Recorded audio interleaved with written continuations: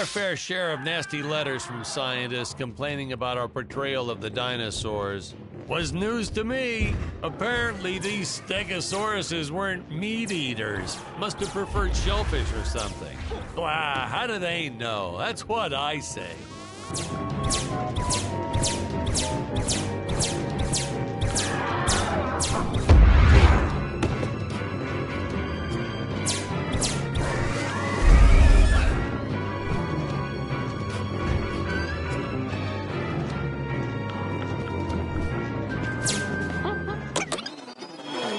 As usual, the local population is defenseless. That's where our hero steps in and saves the day.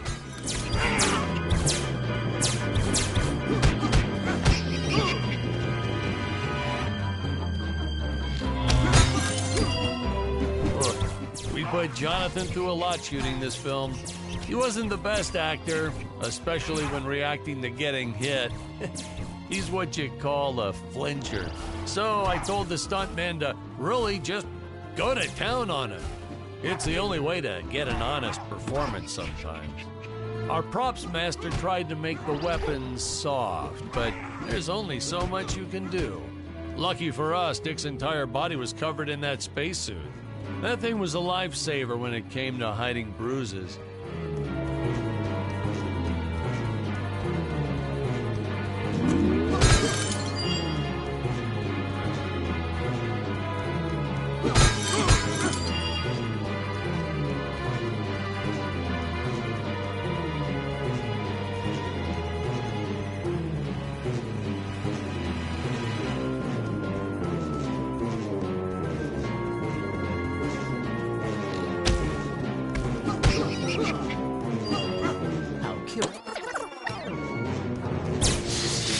You'll notice the gold disappears when Dick touches it.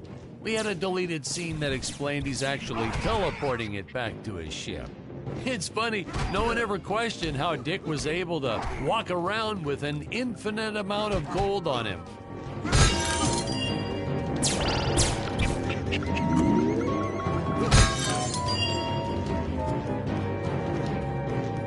We had to redo these shots. Our first attempt was kind of a disaster. We tried using real apes, thought it'd cut down on the costume budget a bit. But have you ever tried working with apes? They are the worst actors ever. They don't sit still for a moment, and the second you take your eyes off of them, they're flinging their feces all over the place. Jonathan refused to work with them after he got, well, let's just say that he had to take more than a couple of showers one day. You know, you never forget the smell of monkey poo. We steam cleaned the studio top to bottom. Still never got rid of it entirely. All through the rest of the shot, we kept finding those little surprises hiding inside various props. Boy, were those the days.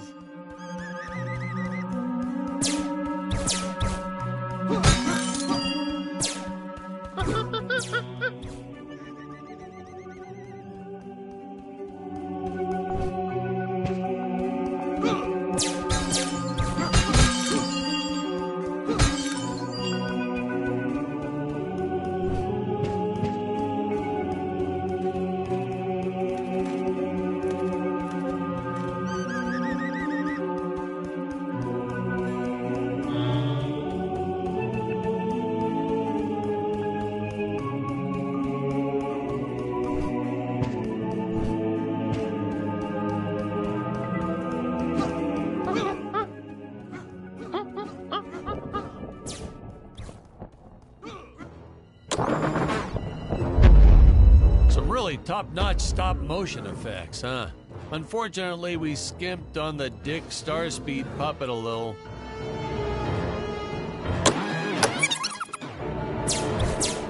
Oh, this was groundbreaking. We had the woman rescuing the man for once. We were really ahead of our time with this scene, but well, then again, I've always been rather progressive. The studio exec didn't seem to get why it was such a big deal, though. Sorry, we don't see this as anything unusual. Ha! Of course! It's unusual.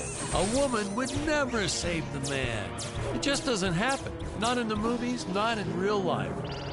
I don't know why we didn't get more recognition for this scene. Well, I guess I was just a little too ahead of my time. Thank you for...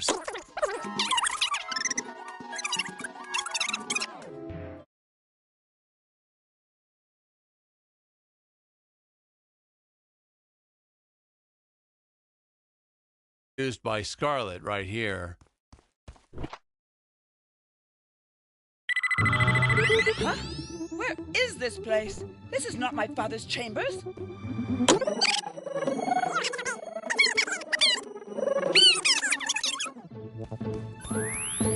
Booster.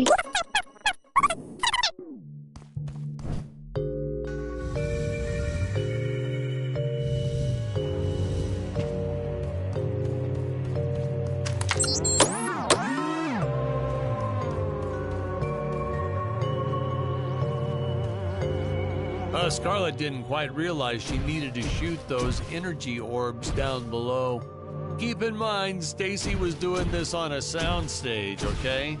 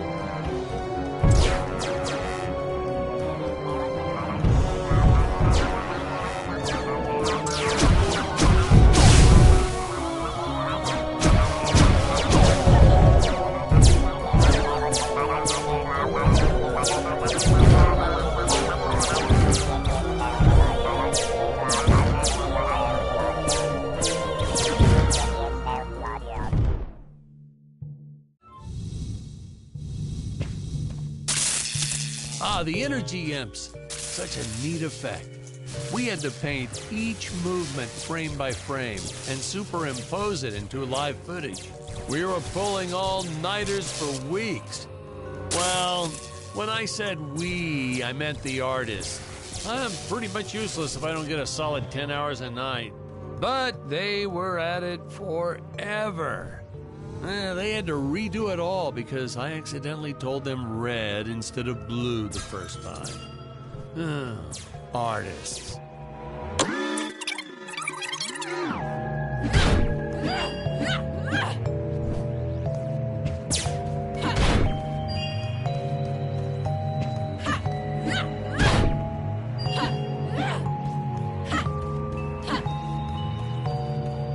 Man, some of these shots are dragging on longer than I remembered.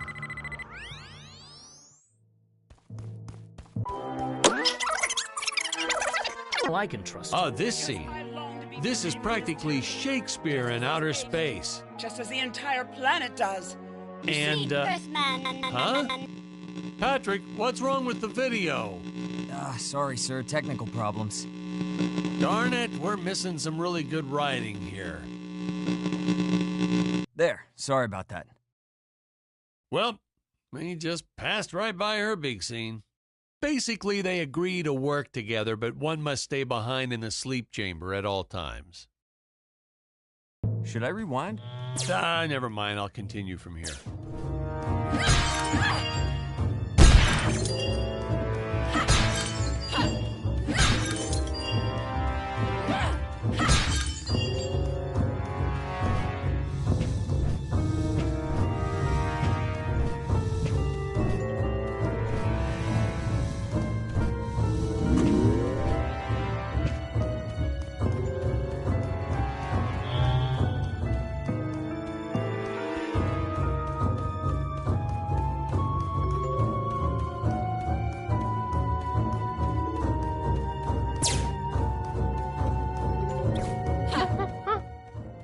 Right from the start, our budget was a little tight, even by standards back then. To make do, Tony shot a couple scenes in black and white. Originally, he intended to use it for flashbacks. But then I had to break it to him. Our film doesn't have flashbacks. We almost made it a silent film just to cut costs.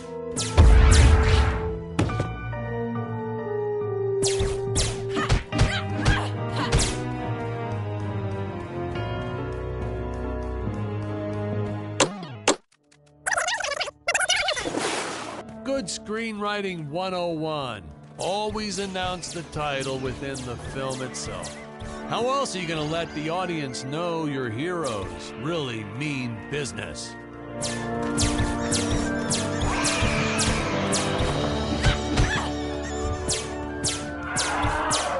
I felt it was an absolute necessity we have a T-Rex in this film, but we got this Serato thing instead.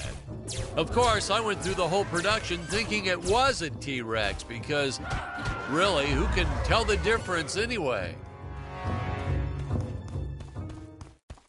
Now, that weapon, it's just an electric shaver, but, you know, I bet you'd never guess it was, would you? They look so futuristic.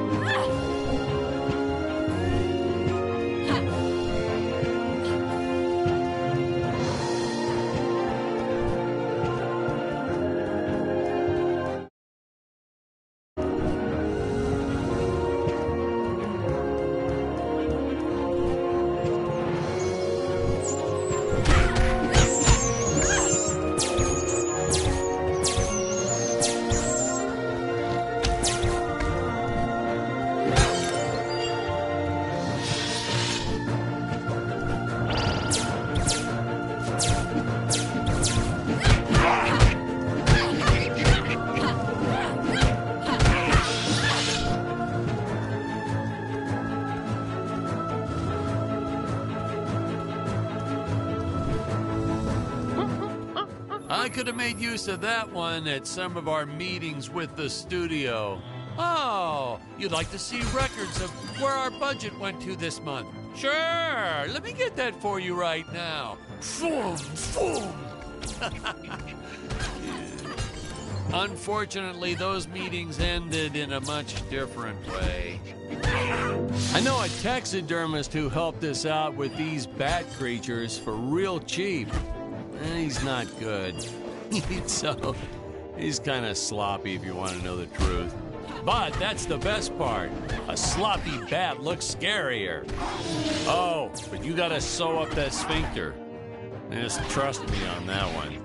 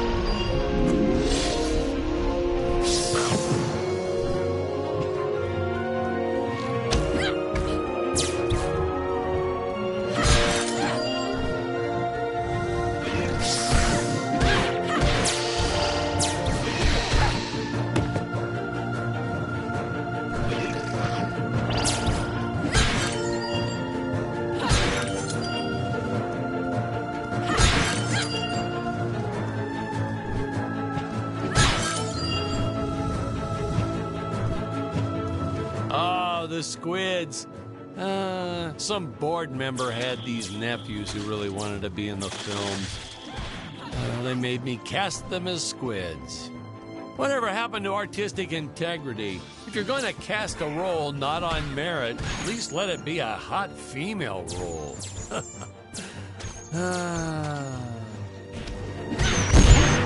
My effects team kept assuring me the strings wouldn't be visible in the final cut, but I could see them. No transparent nylon. This stuff will do the trick. Yeah, right. I swear, those darn strings is what made my hair go white.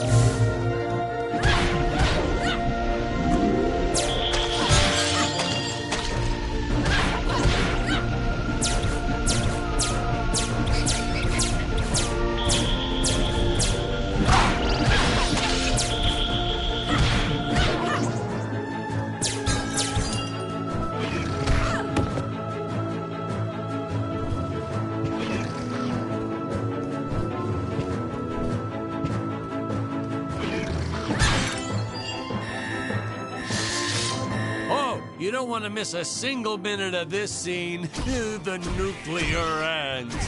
Hey, we need to remind the audience our heroes are climbing a tower, so I needed something that would stick to wall.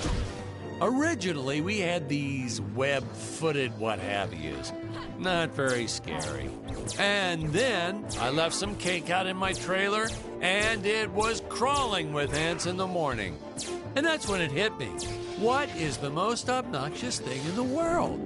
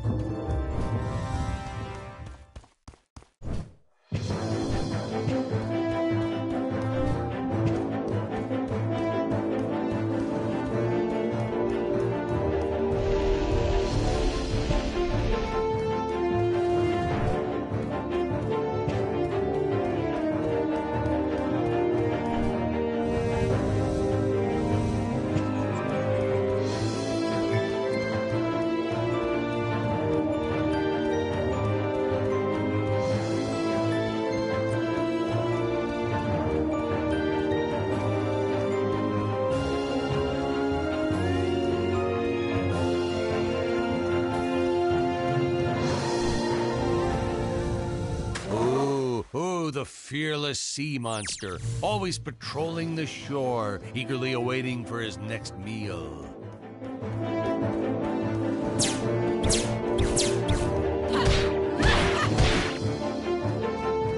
Some people thought it was odd that a simple wooden cage would have such an elaborate high-tech lock. But hey, if a Gravorian ever traveled to Earth, I'm sure they'd think a lot of our stuff was weird too.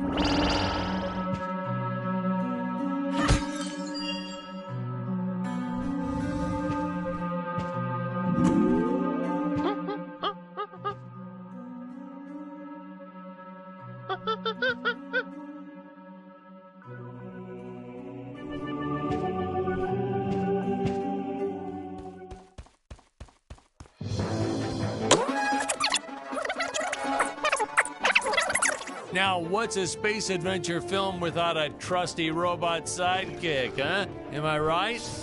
In the original draft, we had Dick and Scarlet team up with an alien from the planet's surface. You know the type, pointy ears, wise and emotionless. But then we came to our senses and realized that a giant tin can robot's way cooler. Besides, everybody was doing the alien thing back then. You know me, I'd rather be a trailblazer.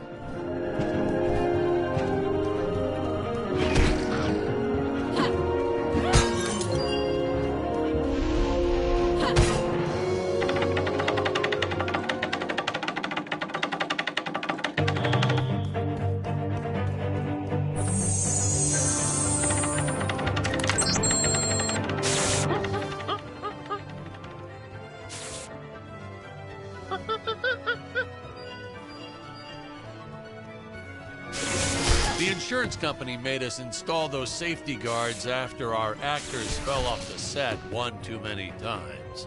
Granted, they kept falling off even with the rails, but thanks to how the contract was laid out, we were no longer liable for their injuries.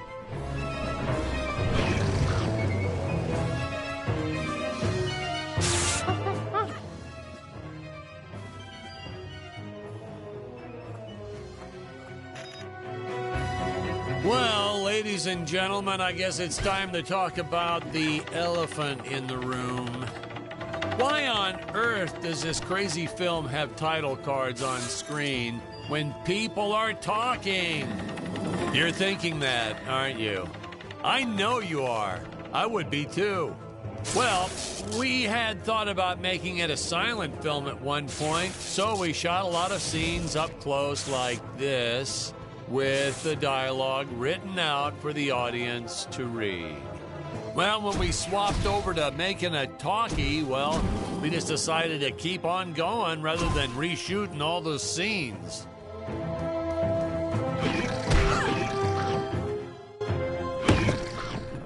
Hey, now what's going on?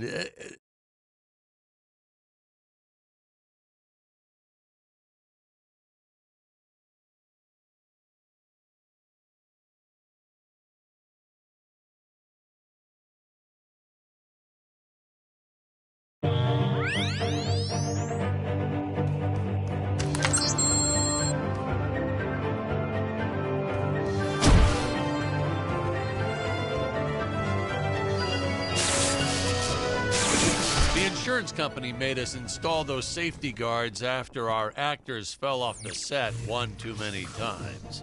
Granted, they kept falling off even with the rails, but thanks to how the contract was laid out, we were no longer liable for their injuries.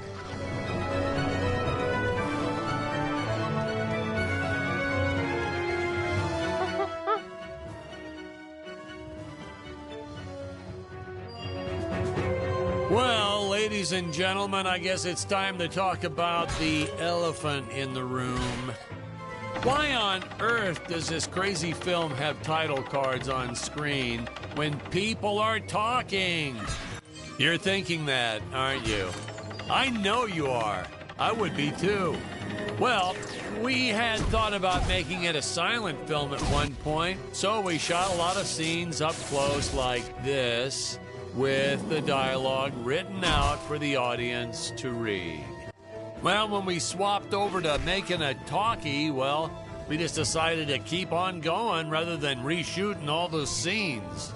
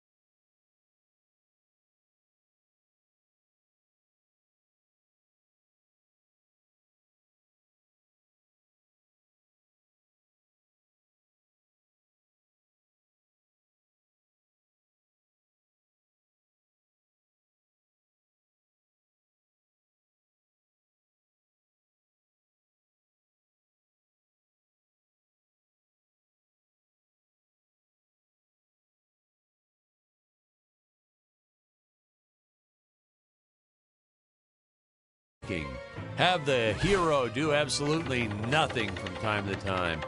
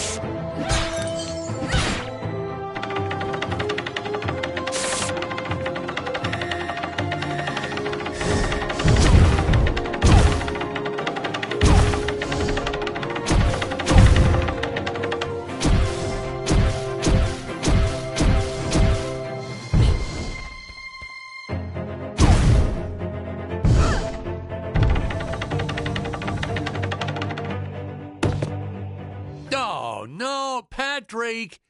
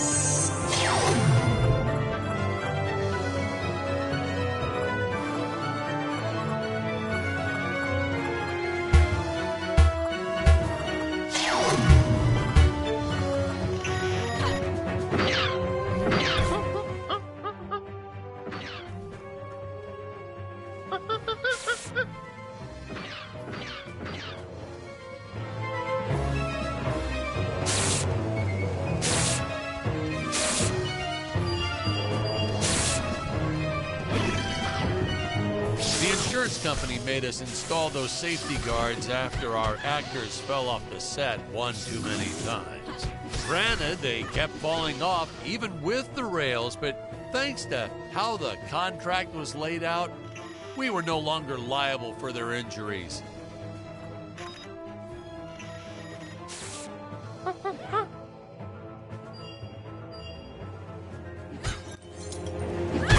Well, ladies and gentlemen, I guess it's time to talk about the elephant in the room. Why on earth does this crazy film have title cards on screen when people are talking? You're thinking that, aren't you? I know you are. I would be too. Well, we had thought about making it a silent film at one point, so we shot a lot of scenes up close like this, with the dialogue written out for the audience to read. Well, when we swapped over to making a talkie, well, we just decided to keep on going rather than reshooting all the scenes.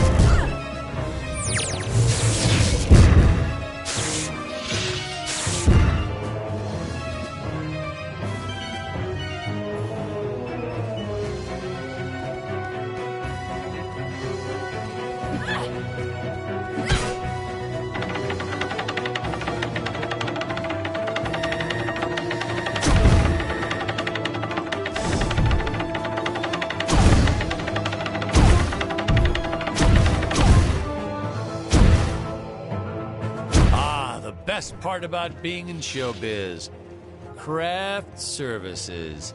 It's like never-ending supply of free food all day long. I never had to pay for a single meal. Hey, Patrick, I noticed you guys don't do that here in your studio. You should talk to your boss. Maybe even just a bagel station.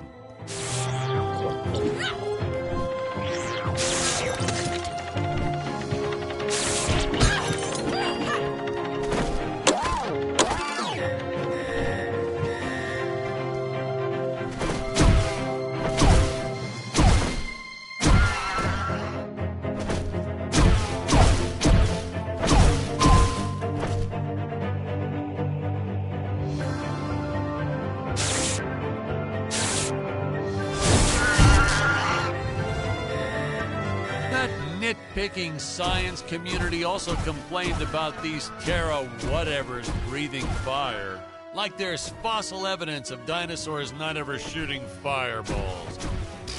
It's not like I gave them neck frills or had them spit poison or anything ridiculous like that.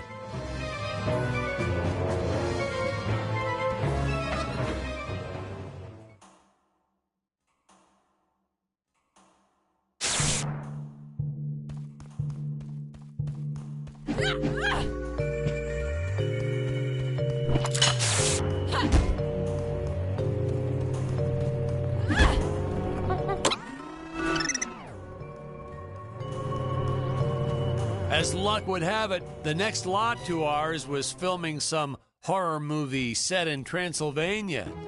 So we signed a soft contract with them to use their set after they wrapped for the day. And by that, I mean we kind of snuck in and filmed it real quick when no one was looking. I had my assistant Phyllis keep a lookout for the security guard.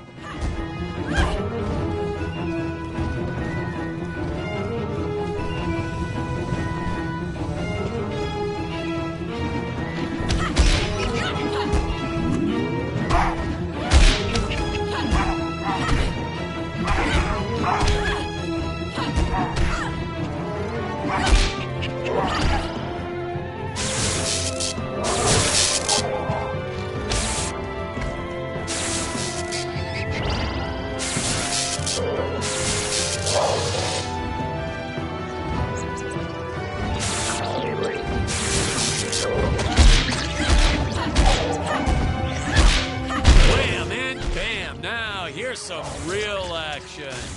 Nothing like an adrenaline boost to get our hero to really start wailing on those monsters. We were unsure how to represent a surge of adrenaline at first, but I think we nailed it. Yep, definitely nailed it.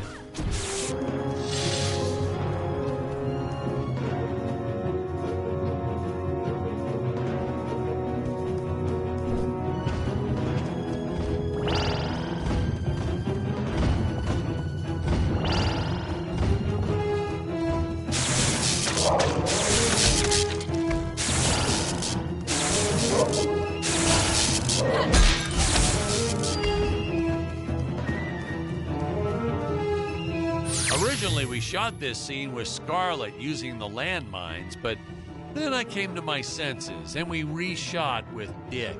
I mean, a woman using high explosives? This may be a science fiction, but we have to keep things at least somewhat believable. Hey, most days, the effects team really nailed it. Dinosaurs, saucers, hey, you name it. But these, deflating rock boulder cubes, not their best work.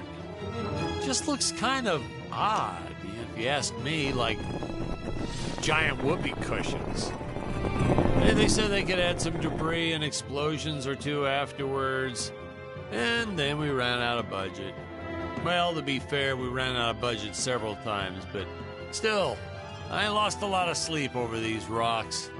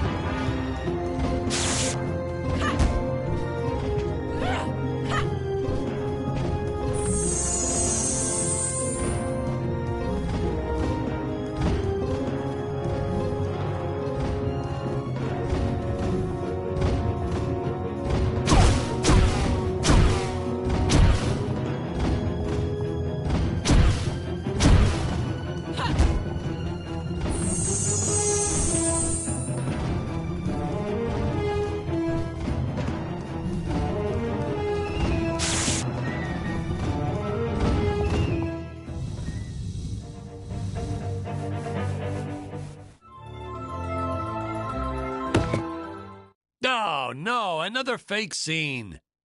Maybe.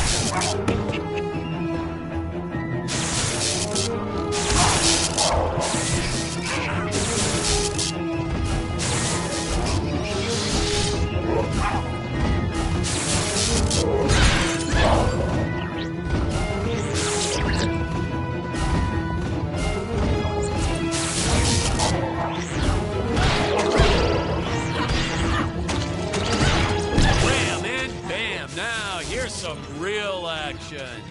Nothing like an adrenaline boost to get our hero to really start wailing on those monsters. We were unsure how to represent a surge of adrenaline at first, but I think we nailed it. Yep, definitely nailed it.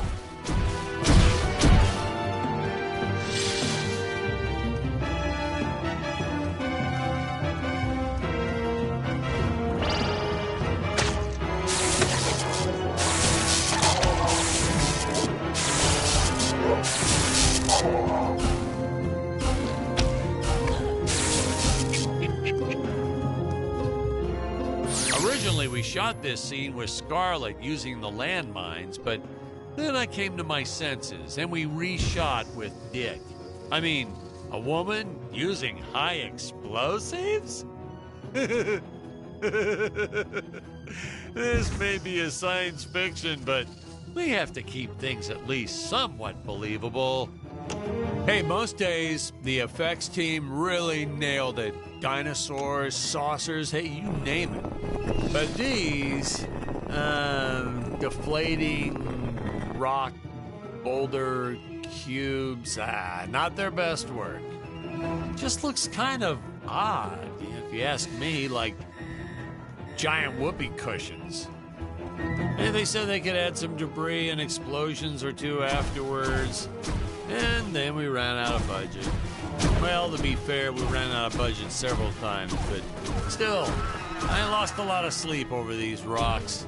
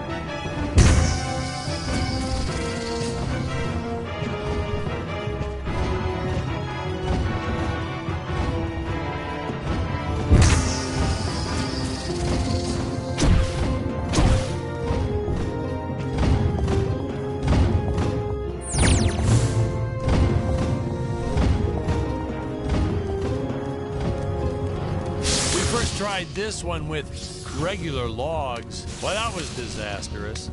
I'll tell you, never mess with physics. It was kind of, well, to be frank, it started out nice, but then, well, it was a death trap.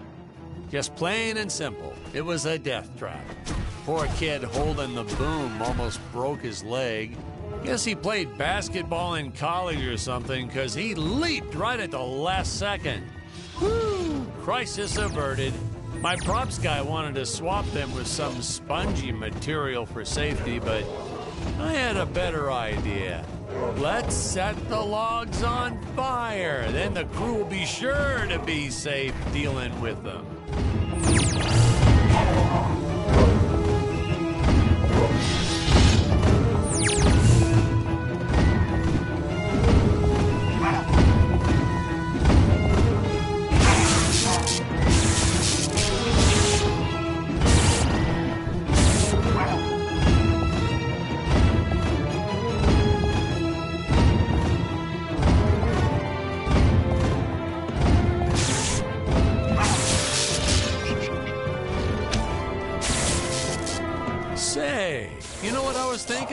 With all this jumping and climbing and jumping, wouldn't this make a great video game?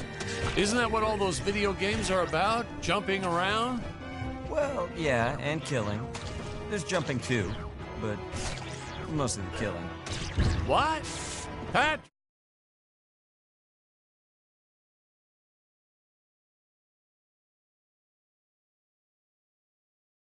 Everything in sight. You had Dick shooting a dinosaur in the face in the first 5 minutes. Well, Patrick, that's different, you know? What we did on film, that was art. Video games aren't art.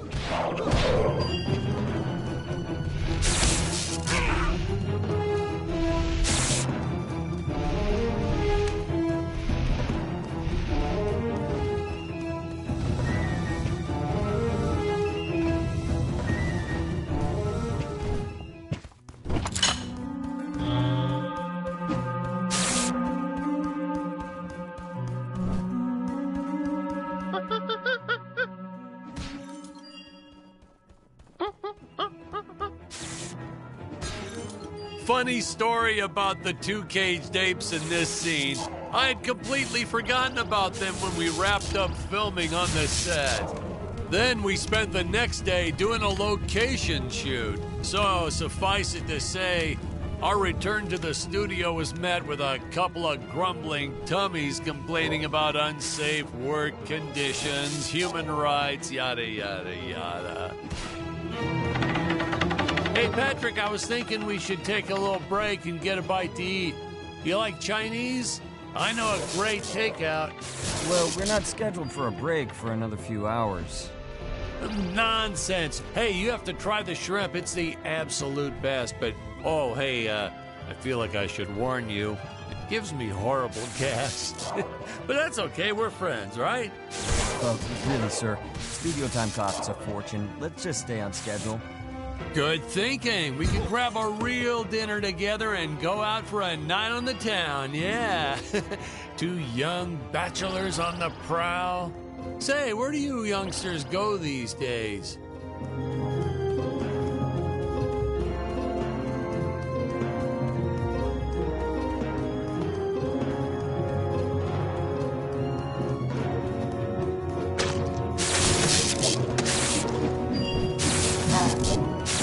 This movie may not have made the big splash in Hollywood or even made the budget back for that matter, but hey, in the end, I think it was still worth making just for those die-hard fans that really love it. I attended a lot of sci-fi and movie cons, and to this day, I still see fans showing up dressed as aliens and apes and dinosaurs. Does a man proud. Now, granted, their costumes aren't exactly 100% faithful to the film, and it seems that no one ever remembers them by the right name. But still, knowing that we still have fans like this promoting the film decades later, it puts a tear in this old director's eye. I get all emotional.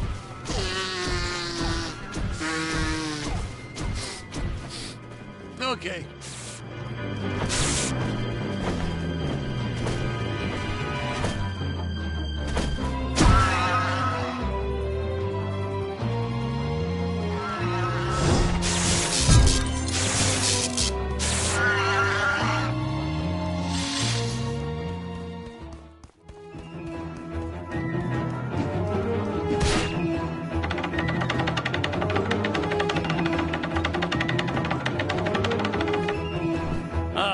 Tony and his insistence on lens flare.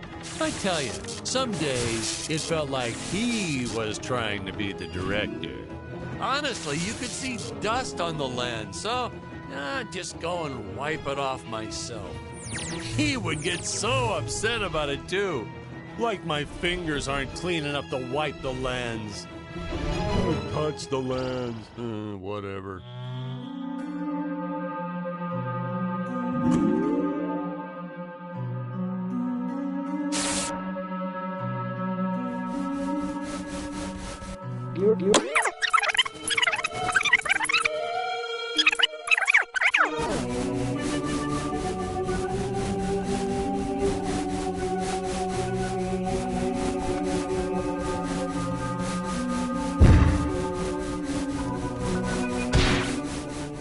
my bad. Don't worry, I have the right clip now. I think.